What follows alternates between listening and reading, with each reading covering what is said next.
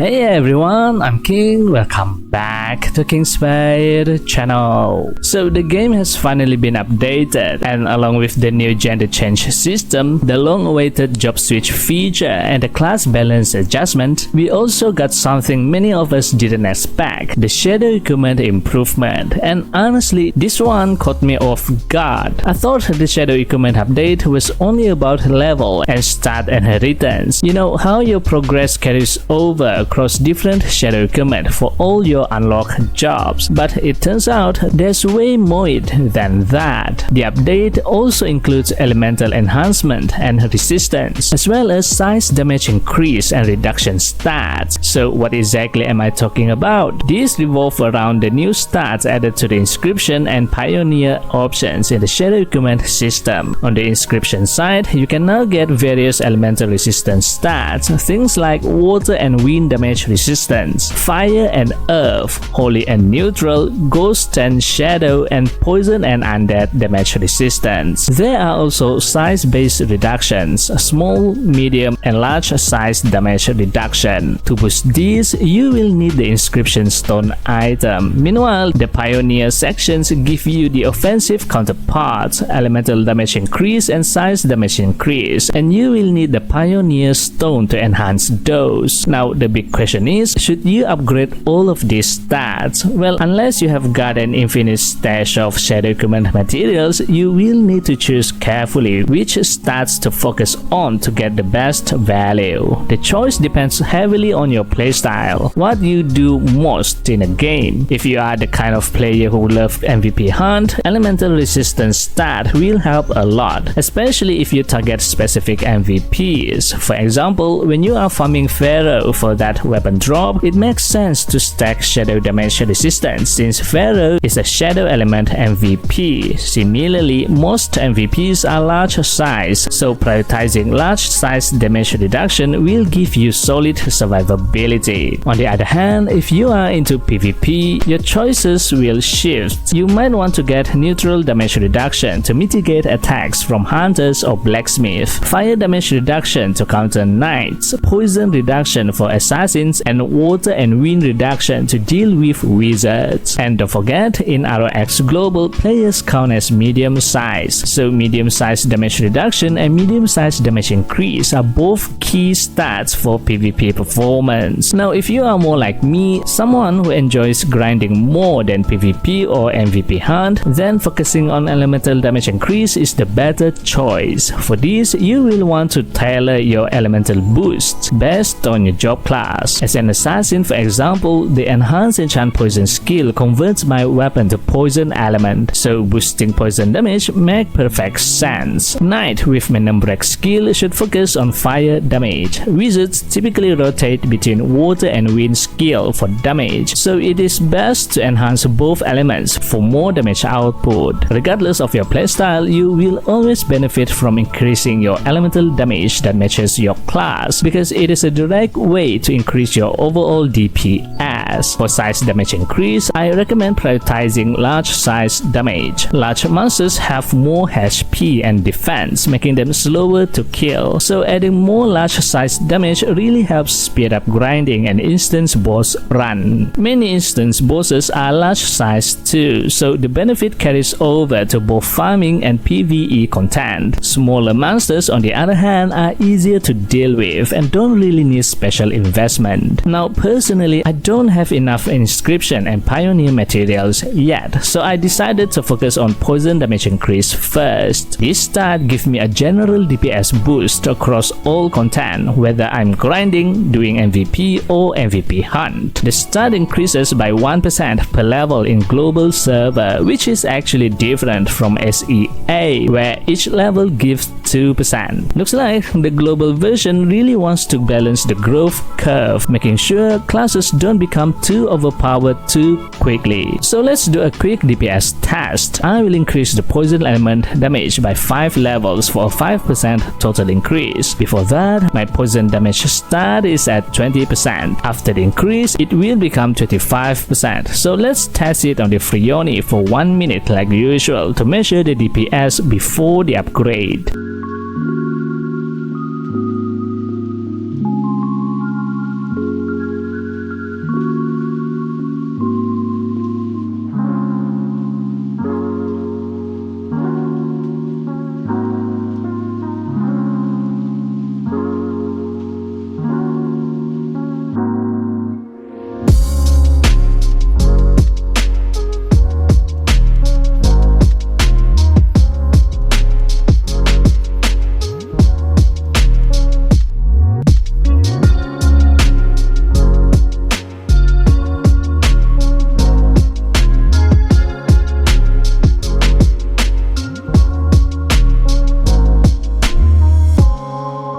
That is 1 minute, the DPS reaches around 412,000 damage. Next, let's increase the poison damage by 5% and test the DPS again for 1 minute.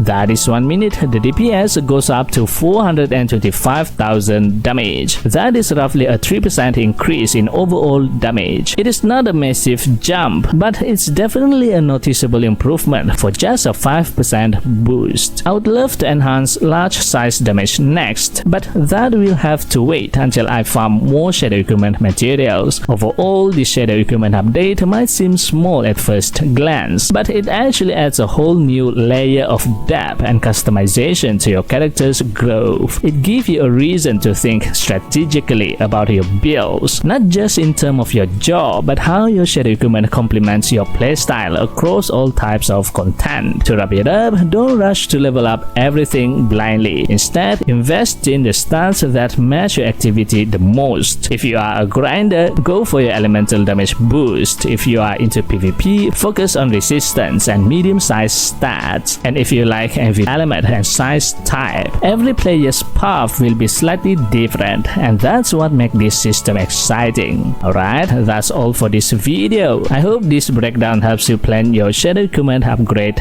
better. That's it for this video. This time video shout out goes to...